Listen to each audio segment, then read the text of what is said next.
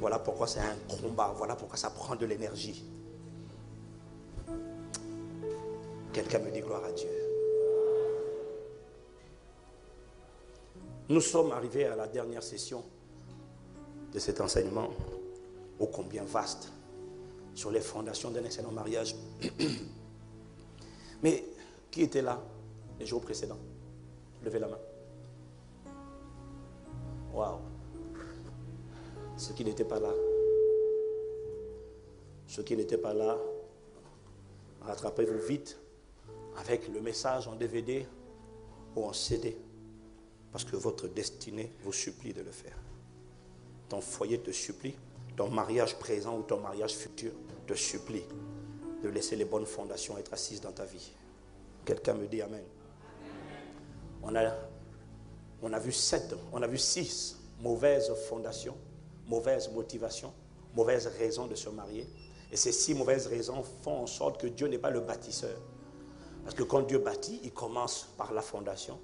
Et s'il ne commence pas par la fondation, alors il ne bâtit pas.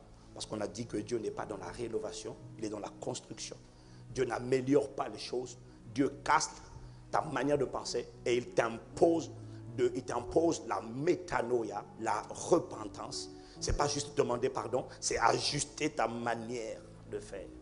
Hier, on a parlé de la 4e fondation, de la 5e fondation, à savoir la 5e mauvaise fondation, qui est les personnes qui veulent se marier ou qui se sont mariées pour recevoir. Et on a vu qu'on ne se marie pas pour recevoir, on se marie pour donner. Et que chacun a sa part à faire pour que le foyer soit réussi. Un bon mariage n'a rien à voir avec le nombre de femmes. Tu peux avoir 10 femmes et ne pas toujours être heureux, ne pas être épanoui, ne pas vivre un mariage heureux. Ça n'a rien à voir avec le nombre de partenaires. Ça a à voir avec la capacité d'appliquer la connaissance, l'intelligence et la sagesse. Dis-moi amen. Dis-moi amen encore. On a parlé de la 6e mauvaise raison pour laquelle beaucoup veulent se marier ou se sont mariés. C'est la peur de se retrouver célibataire sans enfant. On a dit que cette peur, dès que tu l'autorises, elle va t'accompagner. Quand tu autorises l'esprit de peur, il va t'accompagner. Même si tu te maries, tu auras toujours peur. Peur de perdre le marié, peur de perdre le mari, peur de perdre la femme. C'est comme ça qu'on devient jaloux. Et quand tu auras des enfants, tu auras peur qu'il arrive quoi que ce soit aux enfants. Et à force d'avoir peur qu'il arrive quelque chose aux enfants, c'est toi qui vas faire en sorte finalement que les démons attaquent les enfants à cause de la peur. À cause de la peur que tu leur transmets. Mais je crois par la grâce de Dieu que l'esprit de peur est brisé dans ta vie et dans ma vie au nom de Jésus. Je n'ai pas entendu amen. Nous avons dit que la peur révélait aussi l'ignorance et la méconnaissance et l'incompréhension de la pensée de Dieu. Parce que, en ce qui concerne les enfants, il est indispensable de comprendre que Dieu n'est pas manifesté, Dieu n'est pas glorifié par la manifestation des enfants nés de sang. Dieu est glorifié par la manifestation des enfants nés d'esprit qui marchent par l'esprit. Les enfants nés de sang appartiennent à la race d'Adam. Ceux qui sont nés d'esprit appartiennent à la race de Christ. Les enfants nés de sang sont vivants physiquement, mais spirituellement morts, car séparés de Dieu. Les enfants nés d'esprit sont spirituellement vivants et assurés de passer l'éternité dans la présence de Dieu. Il n'y a aucune fête au ciel lorsqu'il y a manifestation d'un enfant né de sang. Il y a une fête sur la terre, mais pas au ciel. Mais il y a de la fête au ciel lorsqu'un enfant né d'esprit est engendré par la nouvelle naissance. Les enfants sont bons, c'est une bonne chose. Mais comprenons que le plus important pour Dieu, c'est que tous nos enfants nés de sang deviennent des enfants nés d'esprit à travers la nouvelle naissance. Sinon, tu auras donné une bonne éducation, tu auras fait beaucoup de choses, mais en vain. Parce que s'ils meurent sans connaître Dieu, pardon de te dire, mais c'est trop tard. La Bible dit il est réservé à l'homme de mourir une seule fois, ensuite c'est le jugement. Ce que la religion a inventé, qui s'appelle purgatoire, n'a aucun fondement biblique. C'est un fondement de la tradition des hommes qui ont ajouté quelque chose à ce qui n'existait pas. Mais on va pas aller là-bas. Gloire à Dieu. J'ai dit gloire à Dieu. J'ai dit gloire à Dieu. Est-ce qu'on peut continuer? Nous voulons attaquer aujourd'hui la 7e mauvaise raison de se marier. Et ensuite, nous allons rentrer dans 3 vérités sur ce que c'est que le mariage. Dis avec moi le mariage. La 7e mauvaise raison de se marier, qui concerne surtout les hommes, c'est je veux me marier afin de ne pas brûler. C'est-à-dire, comme je suis converti et que je sais que je n'ai pas le droit d'avoir des rapports intimes en dehors du mariage, alors il faut que je me marie vite parce que je suis en train de brûler. C'est chaud, pasteur. Quand c'est chaud, j'ai un conseil simple et pratique. Il y a des chansons qui vont t'aider à te refroidir. Invoque l'eau, parce que l'eau combat le feu, la chaleur. Quand c'est chaud, tu lances que tes fleuves d'eau vive inondent mon. Quand tu sens que tu es en train de brûler la femme, que ton Saint-Esprit vienne et prenne le contrôle. Chaque situation qui trouble mes pensées, c'est ça? Ah, là, ça trouble vraiment. Là. Mes soucis, c'est ça. Mes fardeaux à tes pieds, je dépose. Et là, tu dis maintenant, Jésus, Jésus, Jésus. Et là, après, tu arrives directement au fleuve d'eau vive. Tu dis, Saint-Esprit, Saint, envoie les eaux. Refroidis-moi, apprivoise-moi, calme-moi. Saint-Esprit, Saint-Esprit, Saint-Esprit, Saint. C'est comme ça qu'on se refroidit quand on brûle. Quand tu brûles, il y a des chants que tu dois éviter. C'est brûle-moi, brûle-moi, brûle-moi, brûle-moi. Ça, tu dois éviter. Ça va intensifier encore. Les partisans de cette motivation utilisent le 1 Corinthiens 7, verset 9. Car il vaut mieux se marier que de brûler. Ça, c'est surtout les frères. Ah, c'est pas moi, c'est la Bible qui a dit. Pasteur, c'est écrit. Ok. Mais mon frère, permets-moi quand même de te dire que le mariage est bon et que le SEXE, j'ai dit ça parce qu'il y a des enfants dans la salle, tu comprends? Que le SEXE est une bonne chose parce que tout ce que Dieu a créé est bon à condition que ce soit consommé, utilisé dans les paramètres définis par Dieu, c'est-à-dire dans le mariage. Dis Amen. Hors du mariage, tout à l'heure on va voir, ce n'est pas une bénédiction. Dans le mariage, c'est une bénédiction. Quelqu'un me dit Amen. Il faut comprendre que le SEXE enrichit un mariage, mais qui ne fait pas un mariage. Ce qui fait un mariage, ce n'est pas uniquement ça. Ce qui fait un mariage, c'est le vis-à-vis, l'harmonie. Il faut qu'il y ait une harmonie entre les deux personnes, hommes et femmes, une harmonie au niveau de leur esprit. Il faut qu'on soit en phase au niveau spirituel. Il faut qu'il y ait une harmonie au niveau de nos émotions, de nos âmes. Il faut qu'il y ait une harmonie au niveau de notre corps. Ça veut dire quoi? Ça veut dire que l'harmonie spirituelle, c'est on partage la même vision, on partage la même foi, on partage la même valeur. Ça veut dire les mêmes valeurs. Ça veut dire qu'au niveau spirituel, on est en harmonie. C'est ça, être un vis-à-vis. Un vis-à-vis, c'est-à-dire on se rejoint. Quelqu'un me dit Amen? Il faut qu'il y ait une harmonie spirituelle. Il faut qu'il y ait une harmonie au niveau des émotions. Nos âmes, dans l'âme, il y a amitié. Il faut qu'on soit amis. Il faut qu'on prenne plaisir à la compagnie l'un de l'autre. Il faut qu'on soit en harmonie au niveau de nos émotions. Si je suis quelqu'un rempli d'amour et que tu es quelqu'un rempli d'amertume, il n'y a pas d'harmonie. Amen. Il faut qu'il y ait une harmonie au niveau physique. Donc il faut qu'il y ait l'amour agapé. L'amour, c'est l'amour de l'esprit. L'amour philéo, c'est l'amour de l'âme, l'amitié. Dis Amen. Et il faut qu'il y ait l'amour. Oui, il faut qu'il y ait l'amour éros. C'est l'amour du corps. C'est-à-dire que quand tu vois ta femme, quand tu vois ton mari, tu dis pas Seigneur, s'il me touche là, je vais me fortifier. Ah non, non, non. Mais qu'est-ce que tu fais avec lui? Qu'est-ce que tu fais avec elle? Il faut que quand tu vois le corps, comme quand Adam a vu Ève, on n'a pas besoin de t'exhorter. On n'a pas besoin de te dire, c'est Adam qui a commencé à prophétiser quand il a vu Ève. En parenthèse, Dieu n'a pas dit à Ève, ça c'est toi, ça, Dieu n'a pas dit à Adam, voici ta femme. Non, jamais. Bon, ça, on va peut-être en parler, peut-être à l'atelier. Ça veut dire, Dieu n'a jamais dit, Dieu ne dira jamais à une personne, ça c'est ta femme, jamais. Donc les histoires de Dieu m'a dit, tu es ma femme, Dieu m'a dit, tu es mon mari, c'est une abomination. Ça n'existe nulle part. C'est une abomination et une hérésie. Bon, je vais enlever abomination, mais c'est une hérésie. Dieu ne peut pas dire à un homme, voici ta femme. Il a fait une seule fois dans la Bible, une seule fois il a dit à un homme, à un prophète d'épouser une femme, c'était parce que d'épouser une prostituée, c'était parce que c'était un message prophétique. Parce qu'Israël était en train de se prostituer. Il a dit ça à Osée. À part ça, il n'y a aucun cas dans la Bible de Genèse, Apocalypse, où Dieu s'est mêlé des affaires des hommes pour dire, gars, épouse-la. Jamais.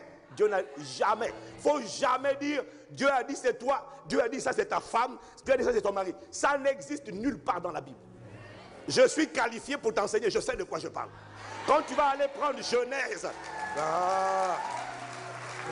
quand tu vas aller prendre le livre de Genèse, tu vas voir, oh Seigneur, c'est pas moi, on n'est même pas dans le message d'aujourd'hui qui est déjà long, Seigneur Jésus. Ok, Genèse 2, verset 22, l'Éternel Dieu forma une femme de la côte qu'il avait prise de l'homme et il l'amena. Dis avec moi, il l'amena. Dis avec moi, il l'amena. Il l'amena vers l'homme. Verset 23, et l'homme dit, qui a dit? Ce n'est pas Dieu, c'est l'homme qui a dit. Voici cette fois, celle qui est os de ma chair, os de mes os, chair de ma chair, on l'appellera femme parce qu'elle était prise de l'homme. Voilà ce qui se passe. Dieu a formé la femme, il a amené la responsabilité de Dieu, ce n'est pas de choisir à la place de quelqu'un. Dieu ne choisit jamais. Parce que s'il choisit à ta place, il viole ton libre arbitre. Or, Dieu te laisse toujours le pouvoir de choisir. Et Dieu m'a dit, je l'ai entendu me parler, il m'a dit réfléchissez un peu. Vous dites oui, Dieu m'a dit, oui, le Seigneur a dit c'est lui mon mari. Dieu ne t'a jamais dit ça. C'est un démon ou c'est ton âme ou c'est ta chair, c'est ta convoitise qui t'a dit cet homme est ton mari. Ce n'est pas Dieu qui te l'a dit. Dieu ne peut pas te le dire. Et d'abord, ce n'est pas à toi de dire c'est mon mari. C'est l'homme qui doit se prononcer pour dire celle-ci est ma femme. Ce n'est pas à la femme de dire celui-ci est mon mari. Jamais, ce n'est pas dans la Bible. C'est l'homme qui doit parler. Parce que c'est l'homme le chef. C'est lui qui doit prendre une décision. C'est lui qui doit décider et assumer ce qu'il a décidé. La responsabilité de Dieu, ce n'est jamais de choisir à ta place. La responsabilité de Dieu dans le mariage, c'est d'emmener vers toi la bonne personne. Mais sache aussi que Satan aussi emmène vers toi des personnes. C'est pour ça qu'il faut prier. Pour avoir le discernement, pour demander à Dieu qui est cette personne. Parce que même quand on dit frère en Christ, oh sœur en Christ, ça ne veut rien dire, tu ne la connais pas. Tu ne connais pas cette personne. C'est pour ça qu'il faut prier. Invoque-moi, je te montrerai, je te répondrai, je te montrerai les choses cachées. Il y a des choses cachées que tu ne connais pas sur les gens que tu rencontres. Tu ne les connais pas. Tout le monde a l'air beau, surtout avec le maquillage, les robes, les costumes. Tout le monde a l'air mignon. Tu ne connais pas. Il y a des gens, si tu les épouses, ils vont te tuer. Une personne mariée sait de quoi je parle. Mais ce n'est pas trop tard. Là où le péché avait abondé, la grâce va surabonder à partir de maintenant. La responsabilité de Dieu, c'est d'amener. Le mot hébreu utilisé ici pour dire amener a le sens de aller et venir. Aller et venir. En fait, ce que ça veut dire, c'est qu'en réalité, quand Ève est venue vers Adam, elle allait, elle venait. Peut-être la première fois, Adam n'a pas fait attention. C'est comme si elle faisait un défilé. Elle va, elle vient, elle va, elle vient. Et quand elle allait, elle venait, Adam comme ça dit, Adam regardez, la tête tournée comme ça, la tête tournée, oui, maman nangaye. Et puis Adam a commencé à prophétiser en disant, c'est elle, c'est elle, c'est elle. C'est l'homme qui doit choisir. Le Saint-Esprit m'a dit, c'est juste une petite parenthèse rapide, le Saint-Esprit m'a dit, réfléchis un peu. Si pour ce qui concerne le salut, parce que la volonté de Dieu, c'est que tous les hommes parviennent à la connaissance de la vérité et qu'ils soient sauvés. Dis Amen. Si pour le choix le plus important de l'homme, qui n'est pas le mariage, qui est d'abord accéder à la vie éternelle, si même pour le salut, même quand Dieu veut que tu sois sauvé, il ne te force pas, il ne t'oblige pas, il ne t'indique pas. Il veut que tu choisisses la vie, mais il dit quand même, je mets devant toi la vie et la mort, la bénédiction et la malédiction. Je te suggère de choisir la vie, mais il ne te force pas, il ne t'impose pas, il ne te dit pas c'est ça. Si pour le salut, Dieu ne t'impose pas, il respecte ta volonté. Comment veux-tu que pour le mariage, qui n'est pas le choix le plus important de ta vie, Dieu te dise, Acclame seulement, acclame seulement, acclame seulement, acclame seulement, acclame.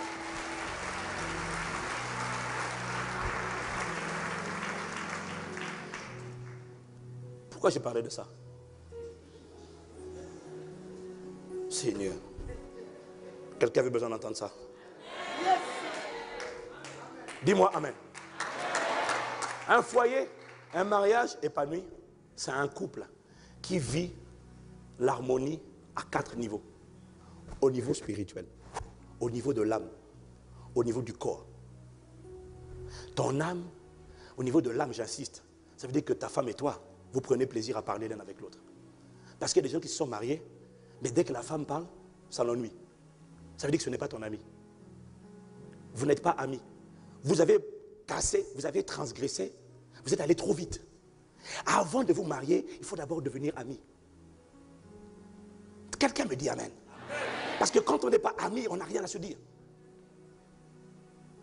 C'est comme ça qu'il y en a qui se marient. La femme l'ennuie, ou le mari l'ennuie. Le gars, lui, il attend seulement le sexe. Mais quand il dit à ça, on peut parler, non, je dois y aller. Ça veut dire qu'en fait, tu prends plaisir à parler avec tes copains. Tu prends plaisir à parler avec d'autres personnes. Mais avec ta femme, tu n'arrives pas à parler. Ça veut dire que vous n'êtes pas amis. Il faut une harmonie au niveau de l'âme. Il faut qu'on soit amis. Il faut une harmonie au niveau du corps. Il faut que le corps de ta femme te plaise. C'est pour ça que tu ne peux pas dire hey, telle maman pasteur a dit, ma femme c'est un tel. Ce n'est pas le nombre de femmes qui me plaît, mais vraiment, comme le pasteur a dit, c'est une hérésie. Le pasteur n'a pas le droit de choisir à ta place. C'est le libre arbitre. Il faut que quand tu choisis, tu sois enthousiaste et content de ce que tu as choisi. On ne peut pas faire t'épouser quelqu'un. Bon, vraiment. Parce que j'ai failli avoir ça, j'ai eu ça. En 1982, je ne sais plus, il y a longtemps. Mais la femme de mon pasteur avait des plans, avait des projets. Mais ce n'était pas des projets de paix. C'était des projets de complications. Elle me dit, il faut que je trouve ta femme. Et le jour où elle m'a présenté la sœur, quand j'ai vu la sœur, j'ai dit, Seigneur, si c'est ça le mariage, je crois qu'il est mieux de ne pas se marier. Mais j'étais jeune dans la foi, j'étais vulnérable. Mais Dieu merci, j'avais quand même un peu de bon sens pour dire, ah, comment la bénédiction de l'Éternel enrichit, elle ne s'accompagne d'aucun chagrin. Quand je vois cette femme et que je pense à l'épouser, je sens un chagrin. Est-ce qu'il y a quand même quelque chose qui ne va pas? C'est pas normal, il faut que je sois content quand on dit je vais me marier, là je ne suis pas content. J'ai compris que ce n'était pas Dieu. C'était elle, ce n'était pas Dieu. Parce que c'est moi qui devais choisir. Et quand j'ai choisi mon gars là...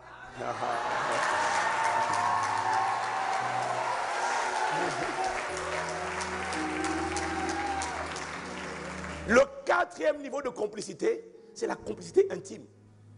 Un homme doit apprendre à découvrir sa femme. Une femme doit apprendre à découvrir son homme. À arrêter de regarder les DVD pornographiques pour voir comment on doit vivre sa vie sexuelle. Ça, c'est le monde. Il faut découvrir ta femme découvre son mari. Et quand vous allez arriver à un jour, à un moment donné, à force d'apprendre à vous connaître, à l'intimité, à l'harmonie également intime, les 4 niveaux seront atteints, tu es épanoui. Tu es tellement épanoui que tu ne penses même pas à chercher une autre femme parce que ta femme te comble dans tous les domaines. Ok, la Bible dit, réjouissez-vous avec ceux qui se réjouissent. Je sens que là, quelqu'un est un peu crispé. Réjouis-toi, au moins pour ceux qui se réjouissent. Cherchez.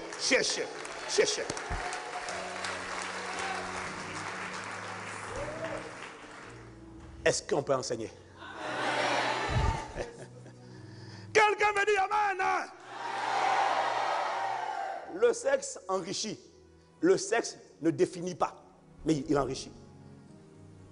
Parce que le sexe là, c'est bien, mais ça ne dure pas toute la vie. Dans le temps où vous êtes marié, mon gars, c'est peut-être 80, c'est peut-être 2% du temps. Ça ne dure pas. Ne regarde pas les films te trompent. Hein? Et qu'est-ce que tu vas faire les 98% du restant de votre vie? Si tu te maries uniquement pour ça. Et qu'est-ce que tu vas faire le jour où elle est en voyage? Reviens vite. Maintenant, quand elle est malade, tu vas dire quoi? Faut guérir vite. Mais est-ce que je fais exprès d'être malade? Guéris vite, toi aussi. Se marier pour ce genre de raison va faire de toi un adultère. On ne se marie pas pour ça. On se marie pour construire à deux. De manière harmonieuse. Pour accomplir les desseins de Dieu dans notre génération. Dis-moi amen. Dis-moi amen. Oh là là, j'ai beaucoup à dire aujourd'hui. Oh là là là là là là. Mais permettez-moi de vous partager quand même 4 choses, 4 vérités sur le rapport intime. Premièrement, le rapport intime est une bonne chose. Parce que tout ce que Dieu a créé est bon, à condition que ce soit exercé dans les paramètres du mariage. Dis amen. Dis amen. Dis amen. Je dois quand même te dire, en ce qui concerne le rapport intime, qu'il faut que tu saches que le rapport intime n'existera pas après la résurrection. Dans le monde à venir, ça n'existera pas. Il y a des gens qui ne savent pas ça, mais il faut que tu le saches. Alors, Matthieu 22, je vais essayer d'aller vite, Matthieu 22, versets 23 à 30, le même jour, les Sadducéens, qui disent qu'il n'y a point de résurrection, viennent auprès de Jésus et lui firent cette question. Maître, Moïse a dit, si quelqu'un meurt sans enfant, son frère épousera sa veuve et suscitera une postérité à son frère. Or, il y avait parmi nous 7 frères. Le premier se maria et mourut, et comme il n'avait pas d'enfant, il laissa sa femme à son frère, et il en fit de même du second, puis du troisième jusqu'au 7e. Quelqu'un dit amen. Donc voilà l'histoire d'un homme qui s'est marié, et puis il est mort sans avoir d'enfant. Et la coutume juive exige que quand un homme meurt sans avoir d'enfant, que son frère épouse sa femme afin de lui susciter une postérité. Et là, il raconte qu'il y a eu 7 frères, et tous sont morts, les uns à la suite des autres. Et maintenant, au verset 27, après eux tous, la femme mourut aussi. À la résurrection, oh, mais pourquoi vous avez enlevé ça de l'écran? Pourquoi? À la résurrection, verset 28, duquel des 7 sera-t-elle donc la femme, car tous l'ont eu pour femme? Écoutez-moi, quand des hommes posent la question à Jésus, en ce qui concerne le mariage, et qu'ils disent, de qui sera-t-elle la femme? Parce qu'on est 7 finalement, nous tous on a eu sur terre. Qui va l'avoir pour femme? Quand des hommes posent une question sur qui va l'avoir pour femme, rappelle-toi une chose. Quand les hommes pensent à la femme, ils pensent à quelque chose. Quand il dit qui va l'avoir pour femme, ce qu'ils veulent dire, ce qu'ils sous-entendent, c'est qui va fonctionner avec elle. Les hommes, ce n'est pas qui va l'épouser, c'est pas ça. Il y a une finalité derrière. Mais comme ils savent qu'il faut d'abord se marier pour toucher, alors ils disent qui va la marier. Mais en fait, c'est une manière de dire qui va fonctionner. Est-ce que quelqu'un me suit? Amen. Jésus leur répondit, vous êtes dans l'erreur parce que vous ne comprenez ni les Écritures, ni la puissance de Dieu. Car à la résurrection, les hommes ne prendront point de femmes, ni les femmes de mari, mais ils seront comme les anges de Dieu dans le ciel. Non, calme-toi, c'est pas la peine de dire amen bêtement, calme-toi. Calme-toi. Là, un homme ne dit pas amen, parce que les hommes disent, ah, vraiment, ça veut dire que c'est maintenant qu'il faut en profiter alors. Jésus est en train de dire ici qu'en réalité, ni le mariage, ni le sexe ne seront utiles dans le monde à venir. Donc, c'est bon, dis amen. Mais il faut que tu saches, parce que nous sommes là pour avoir ce qu'on appelle la pensée de Dieu. Il faut savoir que le rapport intime n'existera pas dans le monde à venir. Pourquoi? Je vais vous expliquer rapidement le pourquoi. Je crois que je l'ai déjà expliqué ici. Je crois que je l'ai déjà expliqué. Mais je vais quand même refaire une révision. Est-ce que c'est bon? Est-ce que c'est bon? Dis à quelqu'un, ça n'existera pas après. Dis à quelqu'un, si tu veux, c'est maintenant, il faut profiter. Dans la sainteté. Non, il faut bien mettre dans la sainteté. Pourquoi? Parce qu'en fait, nous ne comprenons pas la profondeur du rapport intime. En réalité, pour faire, ah Seigneur, aide-moi. Aide-moi Seigneur, vraiment. Le rapport intime, pourquoi il n'existera pas dans le monde à venir? Paul explique dans le livre de Corinthiens que quand ce qui est parfait viendra, ce qui est partiel sera aboli, disparaîtra, il ne sera plus nécessaire. Est-ce que quelqu'un me suit? En fait, le rapport intime entre un homme et une femme n'est pas, c'est pour ça que c'est que pour la terre. Parce que pour l'éternité, ce n'est pas le véritable. Ce n'était qu'une préparation, ce n'était qu'une, ce qu'on appelle une ombre, une représentation de quelque chose de plus profond qu'un rapport intime entre un homme et une femme. Est-ce que quelqu'un me suit? Est-ce que quelqu'un me suit? En fait, pour comprendre la portée et la profondeur du rapport intime entre un homme et une femme, il faut remonter à l'Ancien Testament où Dieu a demandé à Moïse de construire le temple. Et dans le temple, il y avait 3 parties.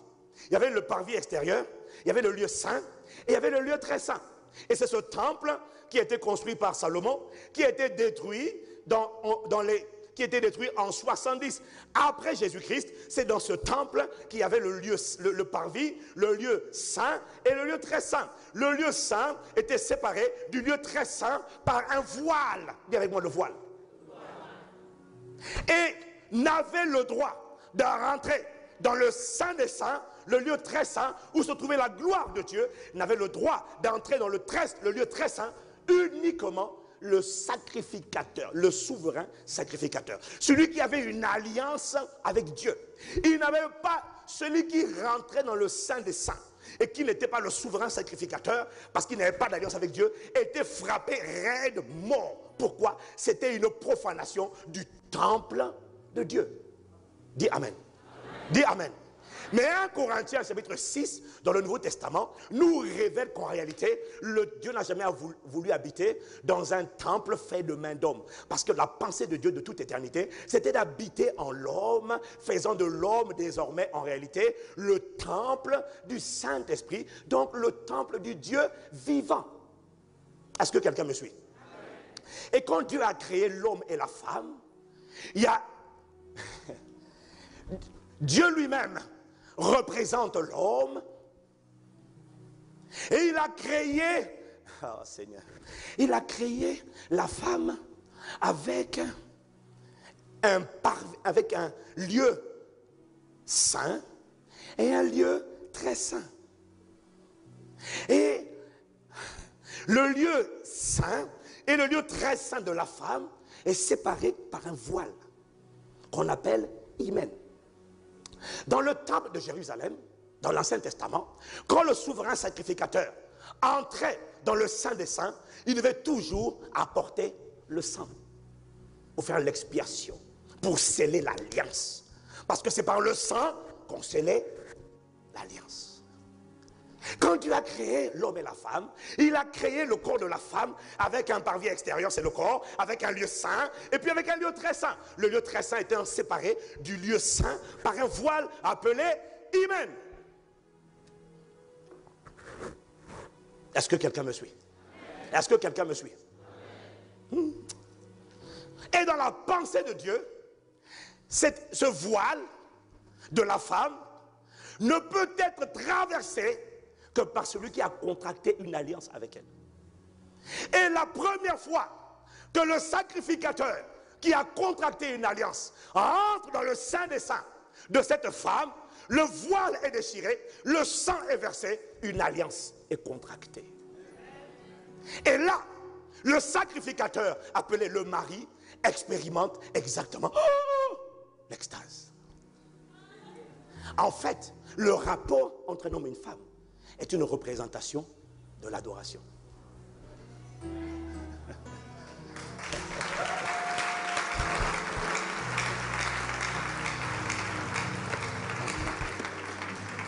Quelqu'un me dit amen, amen, amen, amen. Le mot hymen vient du mot grec humaine, du mot latin hymen, et signifie ni plus ni moins que mariage. Voilà pourquoi quand tu traverses, tu viens de te marier. Quel silence là. Quelqu'un me dit amen? Celui qui expérimente la présence de Dieu à travers l'adoration, c'est parce que tu ne connais pas l'adoration. Tu sais chanter mais tu ne sais pas adorer. Les adorateurs, quand ils expérimentent la présence de Dieu comme Pierre, comme Paul, comme Jean, dans le livre d'Apocalypse, ils tombent en extase. La présence de Dieu est quelque chose d'intense. En fait, l'adoration dans la présence de Dieu est censée nous emmener à une dimension d'extase où tu vois la gloire, tu es envahi par la gloire de Dieu. C'est ça l'adoration. En fait, le rapport intime nous prépare pour ça. Ce n'est qu'une ombre. Le véritable, c'est ce que nous allons expérimenter avec lui lorsque nous le verrons tel qu'il est. Lorsque nous allons fusionner pendant les noces de l'agneau, tu vas connaître une dimension. Si tu dis que le rapport entre un homme et une femme c'est quelque chose, l'adoration véritable, tu verras que ça, c'est rien. Voilà pourquoi Jésus dit ça va durer seulement sur la terre. Le véritable, c'est l'adoration. Quelqu'un me dit Amen. Oh, quelqu'un me dit Amen. Bon, je vais vous dire une chose supplémentaire, juste, pas pour vous choquer, mais en réalité, le rapport intime, dis avec moi, ce que Dieu a créé est bon. Mais il faut comprendre que dans la pensée de Dieu, le rapport intime, c'est pour les Adam. Ce n'est pas pour le nouvel Adam. C'est-à-dire que ce n'est pas indispensable. C'est bon, mais il y a Adam, il y a l'ancien Adam, et puis il y a le nouvel Adam. En fait, pour la nouvelle création, le véritable rapport intime, c'est l'adoration. Dis Amen. Dis Amen. Ça signifie, en fait, ce que j'essaie de dire, c'est quoi? C'est que Dieu n'est pas frustré, pas troublé, pas dérangé lorsque un enfant né de nouveau n'a pas de rapport intime. Jésus n'en a pas eu, il n'était pas dérangé. Paul n'en a pas eu, il n'était pas dérangé. Parce que pour la nouvelle création, ce n'est pas indispensable. De toutes les manières, on peut tous, si on est marié, en profiter. Mais il faut savoir que ça ne durera pas pour l'éternité. Parce que dans le monde à venir, ça disparaîtra. Donc je ne suis pas en train de te dire que ce n'est pas bon. Je suis en train de te dire qu'il faut que tu comprennes. Il ne faut pas dire à Dieu, Seigneur, je n'ai pas de rapport. Dieu dit, oui mon fils, merveilleux. Parce que tu penses que tu vas dire, je n'ai pas de rapport, tu vas dire, aïe, aïe, aïe, aïe. Mais non, pour Dieu, c'est bon. Donc ce n'est pas ça avec quoi tu dois faire pression sur Dieu en disant, Seigneur, il faut fonctionner, il faut qu'on aille. Dieu dit, mais c'est bon là. Oh là là, on dirait que tu ne veux pas accepter ce que je suis en train de te dire. Oh là là. Ok. Mais j'ai amené l'enseignement depuis Paris. Si tu veux prendre le coffret de Paris ou prendre le coffret d'ici, j'explique un peu plus ça. Et j'explique ça aussi dans le livre. Vous pensez mariage comme bon choix. Dis-moi Amen et je continue. Je sens que tu es en train de prier pour que je continue, que je ne m'arrête pas là.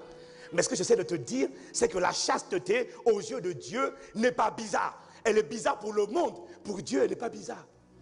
Parce qu'il y a des gens qui sont des eunuques, qui sont devenus eunuques célibataires à cause du royaume. Parce qu'ils ont décidé de servir Dieu et ils sont OK avec ça. Dieu ne te trouve pas anormal, les gens ne te trouvent pas anormal, le monde te trouve anormal. Mais mon ami, déjà quand tu crois en Dieu, le monde te trouve anormal. Si tu essaies de faire plaisir au monde, tu vas courir longtemps. Est-ce que quelqu'un me suit? Je ne dis pas que ce n'est pas bon. Je dis juste que si tu n'en as pas, tu n'as pas de rapport, et qu'on te demande, ça va? Oui, ça va. Ça fait combien d'années maintenant? 15 ans. Sans femme, sans fonctionner la chose là. Oui, oui. Fortifie-toi. Oh non, non, ça va. Mais c'est là que tu dois dire, non, non, ça va. Comment ça, ça va? Ah non, non, non, je suis dans le véritable déjà. En attendant que je me marie, ce n'est pas un problème. Parce que les gens ont tendance à te dire, quoi? Ça fait combien d'années maintenant d'abstinence? 15 ans d'abstinence? Yako. Non. Non, c'est là que tu dois dire, non, il n'y a pas de Yako. Quand ça viendra, mais en attendant, il n'y a pas de Yako. Pourquoi? Mais pourquoi tu dis qu'il n'y a pas de Yako? Parce que je suis d'accord pour le passager, c'est le rapport intime. Mais en attendant le mariage, je suis déjà en train d'expérimenter ce qui va durer pour l'éternité. C'est quoi? La véritable adoration. Dans tes bras d'amour. Ça c'est le véritable. Dans tes bras. Tout près, tout près, tout près de toi. Contre ton cœur. Tout près, tout près, tout près, tout près, tout près. Contre ton cœur. Tout près, tout près, tout près, tout près de toi, attaché à toi, enivré de toi, tout près, tout près, tout près, passionné de toi, embrasé pour toi. Oh, garde-moi tout près, tout près, tout près, tout près, tout près, contre ton cœur, dans tes bras d'amour. Là, tu viens d'expérimenter le rapport intime, véritable.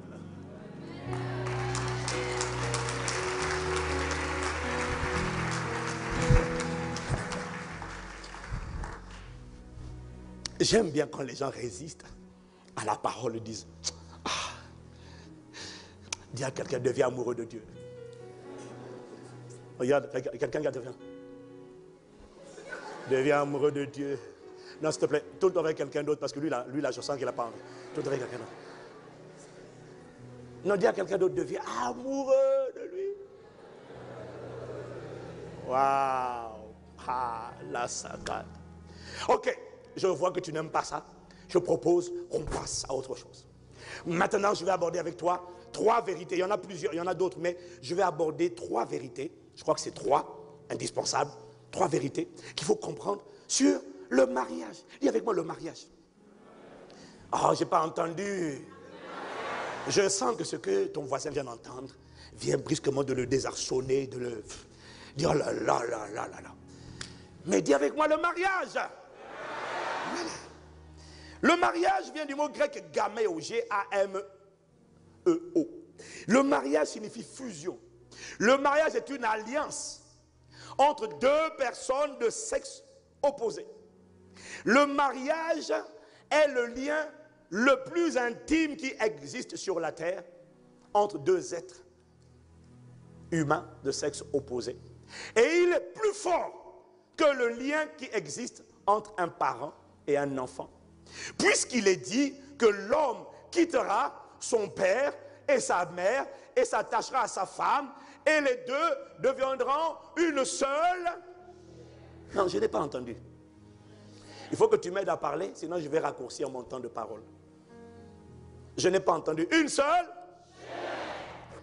L'homme quittera. Il est dit l'homme quittera son père et sa mère. Ça veut dire que l'enfant n'est pas appelé à rester éternellement avec ses parents. L'enfant, dans la pensée de Dieu, l'homme, il est dit que l'homme quittera son père et sa mère et s'attachera à sa femme. Il n'a pas dit à ses femmes, il a dit à sa femme. Il n'y a pas de provision dans la pensée de Dieu pour la polygamie. Ce n'était pas prévu. Non, bon, ferme la parenthèse. Je sens que tu ne vas pas aimer ça, donc restons sur ce que tu vas aimer. Ok?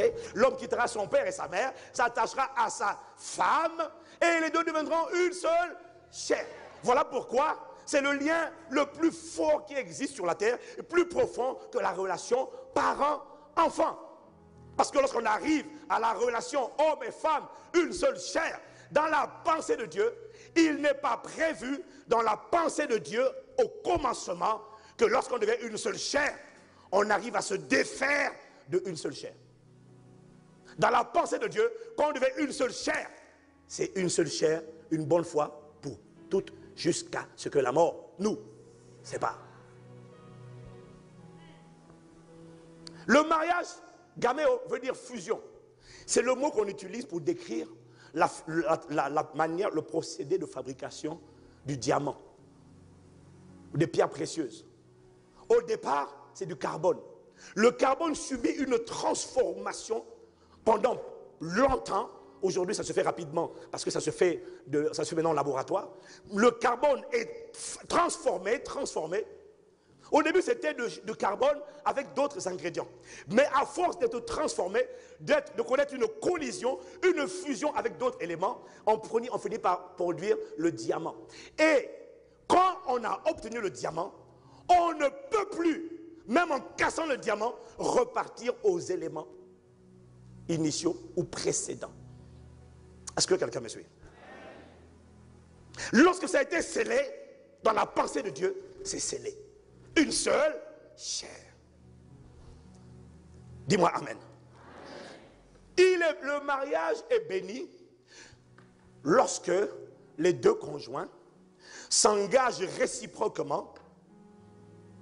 Le mariage est béni par l'autorité civile, par l'autorité ecclésiastique, par les parents, mais le mariage en réalité n'est pas consommé là. On ne devient pas une seule chair à la mairie. On ne devient pas une seule chair à l'église. La Bible dit dans 1 Corinthiens 6, verset 16, « Ne savez-vous pas que celui qui s'attache à la prostituée est un seul corps, une seule chair avec elle? Car, est-il dit, les 2 deviendront une seule chair. » Comme c'est la parole de Dieu, tu as le droit de dire Amen. Quand Paul dit ça aux Corinthiens. Quand les Corinthiens disent, comment ça? Il y en a qui vont vers, il y a un gars, il va vers une prostituée. Et puis il dit, non, c'était un moment de faiblesse. Mais ça va, maintenant ça va. Paul lui dit, mais prendrais-je les membres de Christ pour en faire les membres d'une prostituée? Mais il y a quelque chose que vous n'avez pas compris. Quand Paul dit, ne savez-vous pas? Ça veut dire qu'on peut, ça veut dire qu'ils étaient nés de nouveau, mais ils ne comprenaient pas les réalités spirituelles. Ne savez-vous pas que celui qui s'attache à la prostituée, tu dis non, j'ai juste eu un rapport avec elle dans un moment de faiblesse. Mais tu ne sais pas qu'en ayant un rapport avec elle, tu es devenu avec elle une seule. Tu sais pas ça? Les gars corinthiens disent, ah bon, c'est comme ça. Mais oui, en couchant, tu t'es lié, tu as créé une alliance. C'est pour ça que je vous ai dit le premier jour. Dès qu'il y a rapport avec une personne, dans la pensée de Dieu, ça devait être ta femme. Vous devenez une seule chair. Une alliance est contractée. Dis-moi amen. Dès que tu vas vers une autre femme, la première alliance est brisée. Tu contractes une nouvelle alliance. Tu deviens une seule chair. Tu n'as pas besoin de passer par la mairie ou par l'église pour être marié. Tu as juste besoin de passer par le rapport intime pour être marié. Tu vas vers une troisième femme. Tu brises encore la deuxième alliance. Tu contractes un nouveau mariage. Autant de femmes, autant de mariages, parce que le mariage commence de manière effective au rapport.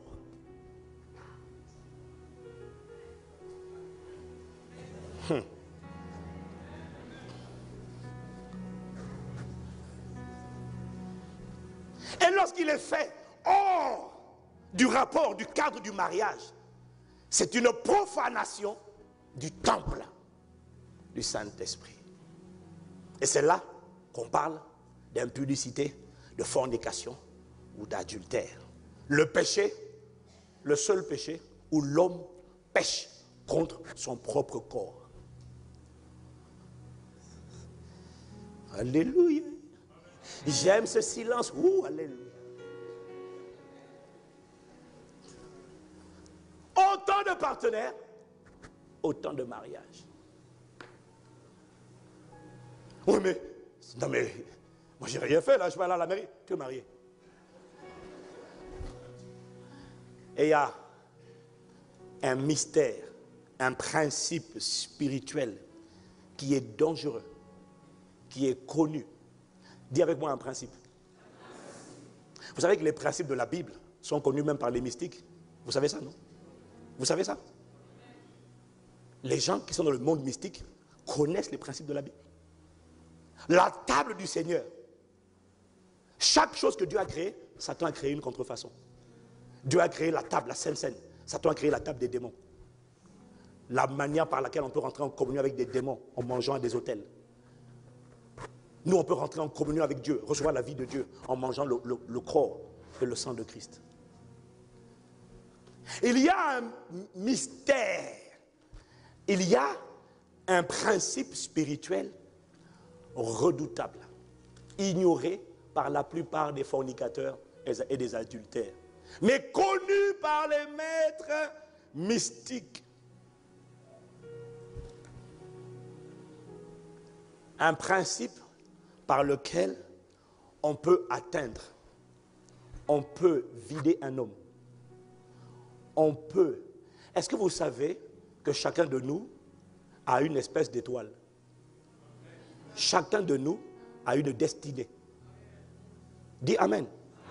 Chaque personne, quand il vient au monde, a une forme d'étoile. C'est quelque chose qui est prévu pour lui. Une gloire qui l'attend, qui est censée être manifestée. Joseph a dit, dites à mon père de venir voir ma gloire en Égypte. Il y a un éclat qui doit sortir de ta vie. Il y a un rayonnement qui doit sortir de ta vie. Même s'il ne sort pas, c'est parce qu'il est enfoui à l'intérieur. Mais sinon, chacun de nous, personne n'a été créé pour échouer. Dis-moi Amen. Amen. Christ en nous, quand tu es né de nouveau, il y a une espérance de gloire sur ta vie. C'est-à-dire que la gloire de Dieu doit être manifestée dans ta vie. Dis-moi Amen. Amen. Dis avec moi gloire. Dis avec moi splendeur. Dis avec moi éclat. Dis avec moi force.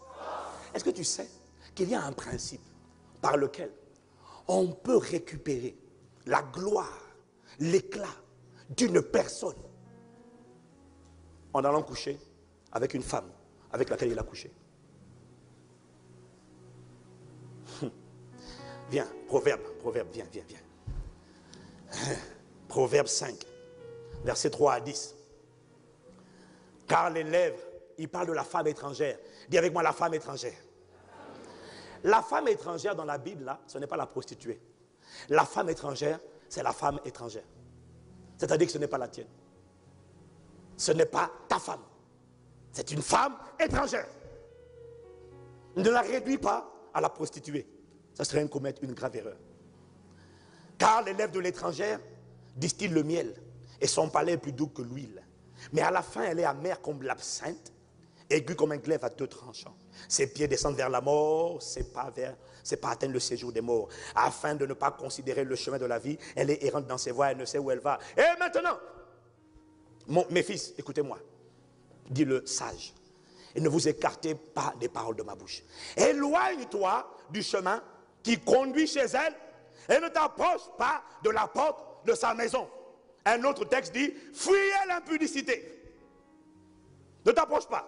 De peur que tu ne livres ta vigueur à d'autres et tes années à un homme cruel. On s'arrête là. Lis bien. Ne t'approche pas de sa maison de peur que tu ne livres ta vigueur à d'autres. Comment peux-tu t'approcher d'une femme et livrer ta vigueur à d'autres personnes? Parce que dans ta semence, il y a ta vie. Dans ta semence, il y a ta vigueur. Et j'ai étudié pour vous le mot vigueur. Le mot hébreu utilisé ici signifie littéralement gloire, éclat, splendeur. Louis II l'a traduit par vigueur. Il est donc possible, c'est ce qu'il dit. Comment réfléchir? Comment peut-on aller vers une femme? Et il dit, la crainte, c'est que tu livres ta vigueur à d'autres et tes années à un homme cruel. Tes années, dans l'hébreu, ça veut dire littéralement ta vie, c'est-à-dire ton futur, ton avenir. Comment peux-tu aller vers une femme? Et Dieu dit, en allant vers une femme étrangère, tu es en train de livrer ta gloire, ton éclat, ta splendeur, ton couronnement, quelque chose qui est sur toi. Tu es en train de le livrer à d'autres. Comment? Alors que tu n'es pas allé vers les autres, tu es allé vers une femme. En fait, c'est simple.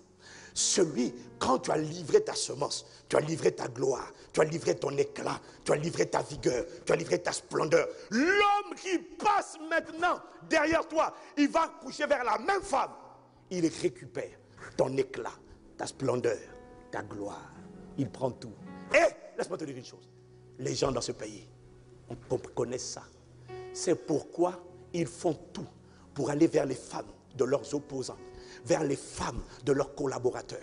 Le collaborateur est là, il travaille. Et on dirait il devient zoba, on dirait il devient bête. Pourquoi? Parce que le gars sait, c'est un bête mystique. Il sait qu'en allant vers sa femme, il est en train de récupérer la gloire. Lui, il s'intensifie. Le gars qui fait là, il s'intensifie. Il dérobe, il vole l'éclat, la gloire de tous ses collaborateurs et il les domine et il les assujettit.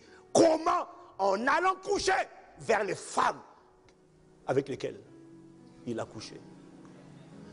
C'est comme ça que les chefs, les directeurs qui sont dans le monde mystique maîtrisent et contrôlent tous les gens qui sont autour d'eux. Et ils les apprivoisent. On peut apprivoiser un homme en allant vers sa femme. Parce qu'en allant vers sa femme, cet homme a mis sa semence, sa vigueur, sa vie, sa gloire, son éclat.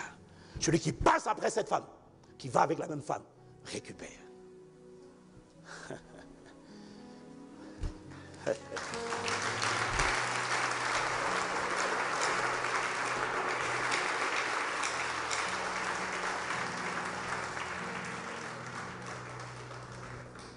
C'est ainsi que les gens mystiques récupèrent l'avenir d'un homme. Ils récupèrent sa productivité. Waouh! C'est comme ça qu'ils affaiblissent leurs adversaires. en allant vers leur femme. Est-ce que quelqu'un me suit? Et ils disent non, on a juste couché. Non, on n'a pas juste couché. Il vient de récupérer ta force. Waouh! Quel silence. Voilà pourquoi il faut lire les conseils du Père. Tu me diras, pasteur, qu'est-ce qu'il faut faire dans ce cas? Regarde ce que dit le sage au verset 15.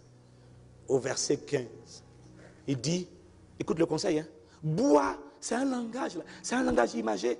Il fait comme moi, il parle un langage codé. Bois les eaux de ta citerne. Les eaux qui sortent de ton puits. Tes sources doivent-elles se répandre au dehors? Tes ruisseaux doivent-ils couler sur les places publiques? Qu'ils soient pour toi seul et non pour des étrangers avec toi. Que ta source soit bénie et fais ta joie de la femme de ta jeunesse. Qu'est-ce qu'il est en train de dire? Il est en train de dire, mon gars, bois les eaux de ta citerne. Les eaux qui sortent de ton puits. Il est en train de dire, reste avec ta femme en cercle clos. De ta femme à toi, de toi à ta femme. Qu'il n'y ait pas d'autre intermédiaire. Que ta source soit bénie et fais de ta joie. Fais ta joie de la femme de ta jeunesse. Ah, alléluia.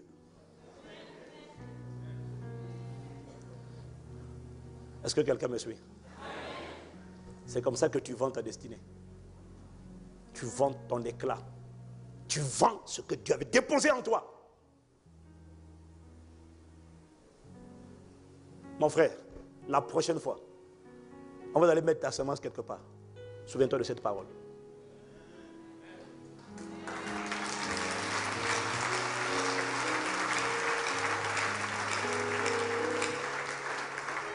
Ma soeur, avant d'accepter la semence de quelqu'un, s'il n'est pas marié, sache que tu es en train de participer à un vol, à un sabotage de destinée. Tu es en train de collaborer et d'être complice active d'une destruction de la gloire, l'éclat, la splendeur qui reposait sur la vie de quelqu'un en allant te livrer à différentes personnes. Tu ne sais même pas ce qui se passe. Tu penses que tu donnes simplement ton corps et que tu as le droit d'en faire ce que tu veux. Ce que tu ne sais pas, c'est que tu es l'objet d'un commerce spirituel, de transactions spirituelles qui ont lieu sous tes yeux. Mais tes yeux ne voient absolument rien.